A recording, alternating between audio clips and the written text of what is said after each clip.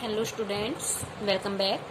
आज हम एक्सरसाइज 3.6 का सेकंड क्वेश्चन सोल्व करेंगे। फर्स्ट क्वेश्चन हम अपने लास्ट वीडियो में कर चुके हैं। तो देखिए, क्वेश्चन नंबर सेकंड है, formulate the following problems as a pair of equations and hence find their solution. यहाँ पे आपको कुछ प्रॉब्लम्स दिए हुए हैं, तो इनको एज ए इक्वेशन पहले फॉर्मेट कीजिए और उसके बाद उनके सॉल्यूशन फाइंड आउट कीजिए। ओके, तो फर्स्ट पार्ट है हमारा, Ritu can row downstream 20 kilometers in 2 hours. तो ये देखिए, डाउन स्ट्रीम क्या होता है?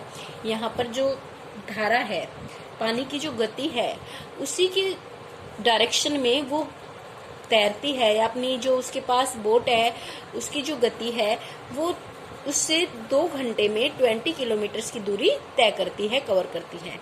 एंड अपस्ट्रीम होता है उसके अपोजिट, जिस तरफ वाटर की जो डायरेक्शन है उसके अपोजिट डायरेक्शन में वो 4 किलोमीटर डिस्टेंस कवर करती है इन 2 आवर्स।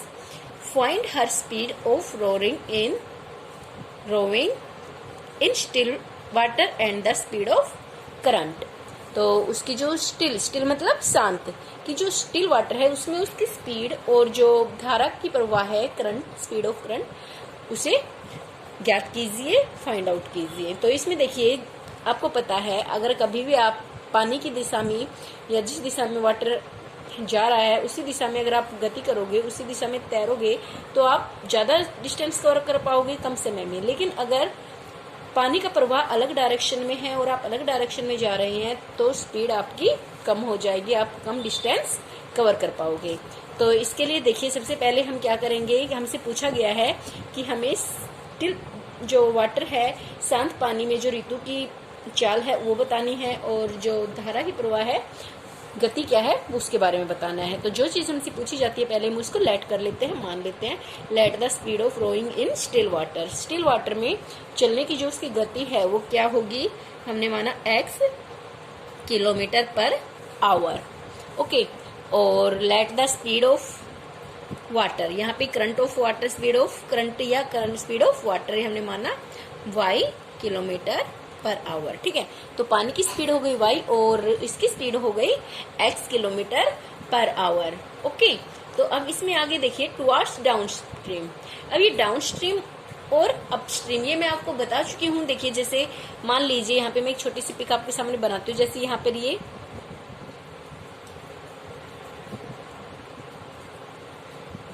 बोट है। ओके, तो अगर हमारा जो वाटर और इस बोट, इन दोनों की जो डायरेक्शन है, चलने की जो दिशा है वो सेम है, तो ये होता है हमारा, क्या होगा, डाउन स्ट्रीम। और अगर हमारी बोट इस डायरेक्शन में जा रही है और वाटर हमारा अपोजिट डायरेक्शन में आ रहा है, तो ये क्या होगा, अपस्ट्रीम।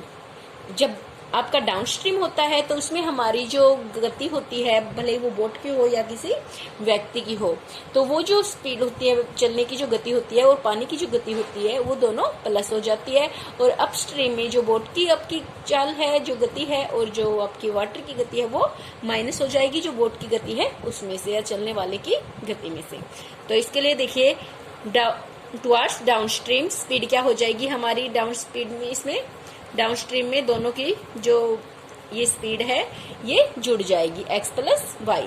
डिस्टेंस हमारी कितनी की है डाउन स्ट्रीम में, उसने किया है 20 किलोमीटर। ओके, और टाइम कितना लिया है उसने, 2 आवर्स। 2 घंटे में 20 किलोमीटर की दूरी उसने तय की है। अब देखिए, अकॉर्डिंग टू क्वेश्चन हमें पता है स्पीड क्या होता है, डिस्टेंस अपॉन टाइम। दूरी बराबर है, चाल बराबर है दूरी बटे समय। तो स्पीड हमारे पास क्या है इसकी, x प्लस वाई। ये हमारी डाउन स्ट्रीम है, तो x plus y is equal to distance कितनी कवर की है, 20, और टाइम कितना लिया है, 2 आवर्स। तो इसको हम कैंसिल करेंगे, कितना आ गया, 10। तो x plus y is equal to 10। ये क्या बन गया, इक्वेशन नंबर 1। अब इक्वेशन सेकेंड। ओके, तो यहाँ पे हम सेकेंड इक्वेशन में करेंगे। ये इक्वेशन फर्स्ट हो चुकी है हमारे पास। सेकेंड में हमें दिया हुआ था अपस्ट्रीम 4 किलोमीटर इन 2 आवर्स। अपस्ट्रीम में उसने 4 किलोमीटर 2 घंटे में कवर की है, तो उसके लिए हम पहले मांगेंगे अपस्ट्रीम या टुवर्ड्स अपस्ट्रीम, कि जब हमारी जो गति है वो पानी की विपरीत होगी अपस्ट्रीम स्पीड, क्या हो जाएगी। तो इसमें हम क्या करते हैं, जो बोट या नाविक की जो चाल है उसमें से हम वाटर की माइनस कर देंगे। तो यहाँ पे जो ऋतु है उसकी चाल है x, और उसमें से हम वाटर की माइनस कर देंगे जो y हमने यहाँ पे लेट की थी, मानी थी। ओके, तो डिस्टेंस हमें क्या दी हुई है, इसकी डिस्टेंस हमें दी हुई है अपस्ट्रीम 4 किलोमीटर, और टाइम क्या दिया हुआ है हमें, टाइम वही है हमारे पास 2 आवर्स। ओके, टाइम दोनों में 2 आवर्स है। अब हम क्या करेंगे आगे, सेम वैसे ही speed is equal to distance upon time. Speed क्या है हमारे पास x माइनस वाई, डिस्टेंस क्या है 4, टाइम क्या है 2। तो ये हमारे पास आ गया x minus y is equal to 2, equation number second. Okay, अब हमारे पास दो इक्वेशन आ चुके हैं। अब इक्वेशन नंबर 1 और 2 हमारे पास देखिए वेरिएबल जो हैं वो दोनों ही सेम है x y, और इनके कोफिशिएंट भी सेम है। तो अगर हम y हमारे अपोजिट साइन में इन दोनों को ऐड करेंगे तो हमारे पास x की वैल्यू आएगी। तो हम करते हैं एडिंग इक्वेशन 1 एंड 2। इक्वेशन 1 और 2 को जोड़ने पर हमें क्या मिलता है, देखिए x plus y is equal to 10, x minus y is equal to 2। तो y से y कैंसिल हो गया, ये 2x is equal to 12। Okay, तो यहाँ से हमें मिला x is equal to 12/2, x is equal to 6। तो x की वैल्यू क्या आ गई हमारे पास 6। अब इसकी वैल्यू को हम पुट करेंगे, putting the value of x in equation, इसे आप 1 या 2 दोनों में किसी में भी पुट कर सकते हो। तो इक्वेशन 1 में पुट करते हैं, x की जगह हमने लिखा 6 minus plus y is equal to 10। यहाँ से हमें मिला y is equal to 10 minus 6 आप RHS में लेके जाओगे तो प्लस से माइनस हो जाएगा। तो y की वैल्यू आ गई हमारे पास 4। तो x को हमने माना था ऋतु की स्पीड या वाटर की स्पीड जो थी, speed of rowing in still water, शांत पानी में जो धारा चाल थी, गति थी, वो है क्या थी, x हमारे पास 6 किलोमीटर पर आवर, और ये थी जो हमारे पास अपोजिट स्पीड ऑफ वाटर, वो हमारे पास क्या आ गई है 4 किलोमीटर। ओके, अभी इसका सेकंड पार्ट और देखिए। पार्ट सेकंड है 2 women and 5 men can together finish an embroidery work in 4 days। 2 औरत और 5 पुरुष एक साथ मिलकर एक एम्ब्रॉयडरी, एक कढ़ाई का काम है जिसको 4 दिन में कंप्लीट करते हैं। वाइल जबकि 3 औरत और 6 मैन, 6 पुरुष कैन फिनिश इट, इसको फिनिश कर सकते हैं इन 3 डेज, 3 दिन में ही कंप्लीट कर सकते हैं। Find the time taken by 1 women and 1 man alone. आपको टाइम बताना है कि एक औरत या एक पुरुष अकेले इस काम को कितने दिन में फिनिश कर सकते हैं। तो इसके लिए देखिए हमें क्या पूछा गया, एक औरत और एक व्यक्ति का काम कि अकेले वो कितने दिन लेगा। तो इसके लिए हम लेंगे let the number of days taken by a woman to complete the work, कि एक औरत के द्वारा एक काम को करने में कितना समय लिया गया है, वो हमने माना x। और that let the number of days taken by a man to complete the work, एक जो पुरुष है उसके द्वारा कितना समय लिया गया है, कितने दिन लिए गए हैं y। ओके, तो ये सबसे पहले हमने इसको मान लिया है। अब देखिए so the work done by A women in 1 day, एक औरत के द्वारा एक दिन में काम। ठीक है, पहले तो आपने ये देखा है कि आपने काम करना है, आप उस काम को 2 दिन में करोगे, 5 दिन में करोगे, वो उसके टोटल डेज हो गए कि इस काम को x डेज में करेगी, तो एक दिन में वो कितना हिस्सा कर सकती है, आपने रेशियो निकाला होगा तो उसमें टोटल जो डेज होते हैं वो नीचे आएगा। तो एक दिन में क्या हो जाएगा 1/x, और ऐसे एक वुमेन का क्या हो जाएगा 1/y, क्योंकि इसके डेज हमने क्या माने हैं y माने। जैसे मान लीजिए आपको 2 पेज रीड करने के लिए दिए गए हैं 2 दिन में, कि आपके पास 2 डेज का टाइम है, आपको 2 पेज रीड करने हैं, तो आप एक दिन में कितने पेज रीड करोगे 1, तो उसको हम क्या लिखेंगे 1/2, कि 2 में से आपने 1 पेज रीड किया है। तो इसको हमने टोटल नीचे और जो वो पूछा गया है वो हम संख्या ऊपर लिखेंगे। ओके, तो इसको देखिए ये हमने यहाँ से किया। अब अकॉर्डिंग टू क्वेश्चन, क्वेश्चन के अकॉर्डिंग हमें क्या कंडीशन दी हुई है, देखिए 2 वुमेन एंड 5 मैन, तो अब एक औरत एक दिन में 1/x करेगी, तो 2 जो वुमेन्स है वो कितना काम करेंगी, इसको 2 से मल्टीप्लाई कर देंगे। तो 2 को 1/x से मल्टीप्लाई करोगे तो 2/x प्लस 5 मैन का क्या हो गया 5/y। 5 को 1/y से मल्टीप्लाई करोगे, वो कितना टाइम लेंगे 4 डेज। तो जो टोटल डेज है वो नीचे आएगा, ठीक है। ये आगे देखिए, अब इसको आप क्या करोगे,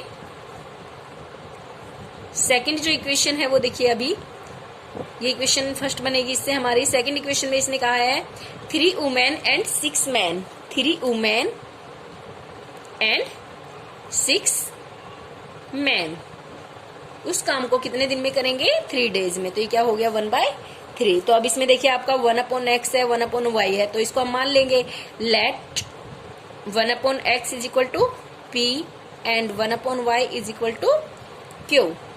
इनको हम पुट कर लेंगे, तो यहाँ पे हो गया 2p plus 5q is equal to 1/4।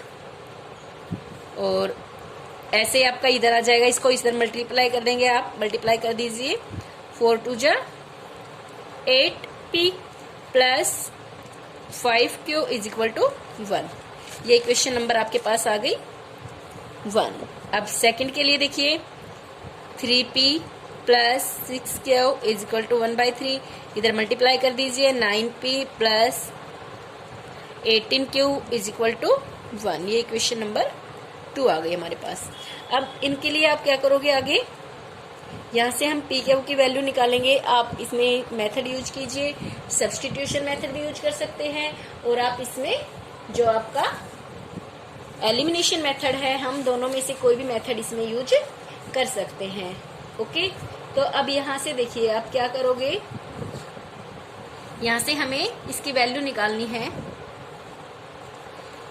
ये 3p है, सॉरी ये 9p है हमारे पास, इसमें p का वेरिएबल हमारे पास है इक्वेशन 1 में 8p, और इसमें ये आपके पास है, सॉरी 5 वजह 20 आएगा यहाँ पे। ये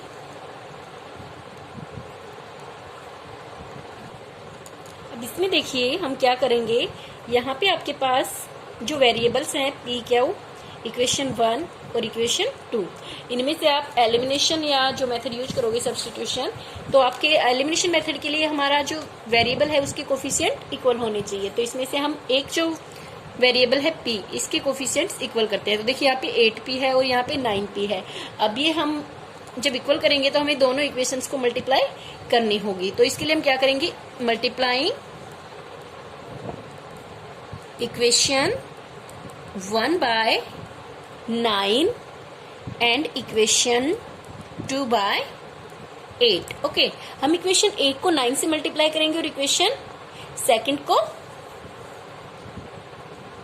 8 से, सॉरी 1 को 9 से और सेकंड को 8 से। अब इक्वेशन जो 1 है आपकी, इसको हम किससे करेंगे 9 से। 9 8 जा 72p प्लस 20 और 9 की करोगे 9 2 जा 18 180 q इज इक्वल टू 9। अब सेकंड को कीजिए 8 से, 9 8 जा 72 प्लस 18 8 जा 144 इज इक्वल टू 8। दोनों इक्वेशंस मल्टीप्लाई हो चुकी है। अब क्या करेंगे, इनको सब्ट्रैक्ट इक्वेशन, इनको आपस में सब्ट्रैक्ट करेंगे, साइन चेंज हो जाएंगे। ओके, अब यहाँ से ये कैंसिल हो गया। यहाँ पे देखिए इनको माइनस कीजिए, 10 में से 4 माइनस किया 6, 7 में से 4 माइनस किया 3, क्या 36 क्या इज इक्वल टू 1। तो यहाँ से हमारी क्यू की वैल्यू आ गई है, क्यू इज इक्वल टू 1/36। ये क्यू की वैल्यू जो वैल्यू आई है हमारे पास 1/36। अब इस वैल्यू को हम पुट करेंगे, putting the value of Q in equation. ये इक्वेशन जो हमने बनाई थी इसको आप फर्स्ट या सेकंड में पुट कर दीजिए। तो इक्वेशन सेकंड में हम इसको पुट करते हैं। ओके, सेकंड इक्वेशन हमारे पास है 9p plus 18q is equal to 1। तो 9p q की क्या वैल्यू आई है हमारे पास 1/36 इज इक्वल टू 1। अब यहाँ से काट दीजिए, 18 2 जा 36, 9p plus 1/2 is equal to 1। अब ये जो आपका प्लस 1/2 इधर आके माइनस हो जाएगा, तो ये क्या बन गया 9p is equal to 1 minus 1/2। 9p is equal to, इसको माइनस करोगे तो हाफ ही बच जाएगा, एलसीएम 2 आएगा, 2 1 जा 2, 2 में से 1 माइनस किया 1, 1/2। तो p की वैल्यू आपके पास ये मल्टीप्लाई में कहाँ चली जाएगी, ये डिवाइड में चली जाएगी। तो p की वैल्यू हमारे पास आ गई 1/18। ओके, अब इनकी जो वैल्यू हमने क्या माना था, 1/x is equal to p, तो 1/x, p क्या है 1/18। अब क्या करेंगे, इसकी क्रॉस मल्टीप्लाई, क्रॉस मल्टीप्लाई में x इज इक्वल टू क्या आ गया 18, और हमने माना है 1/y is equal to q, और 1/y is equal to q की वैल्यू क्या है 1/36, तो ये इधर लीजिए। तो जो y की वैल्यू क्या है हमारे पास, y इज इक्वल टू 36। अब xy हमने क्या माना था, late the number of days taken by A women, की एक औरत के द्वारा उस काम को कंप्लीट करने में कितने डेज लगेंगे। x की वैल्यू क्या आई हमारे पास 18, और y की वैल्यू क्या आई हमारे पास 36। तो एक जो मैन है उसको लगेंगे 36 डेज, और एक जो वुमेन है उसको लगेंगे 18 डेज। तो ये है क्वेश्चन नंबर 1 एंड 2 ऑफ जो हमारा सेकंड क्वेश्चन है उसके पार्ट्स हैं। तो आप जो थर्ड पार्ट है इसकी प्रैक्टिस कीजिए। Thanks, have a nice day.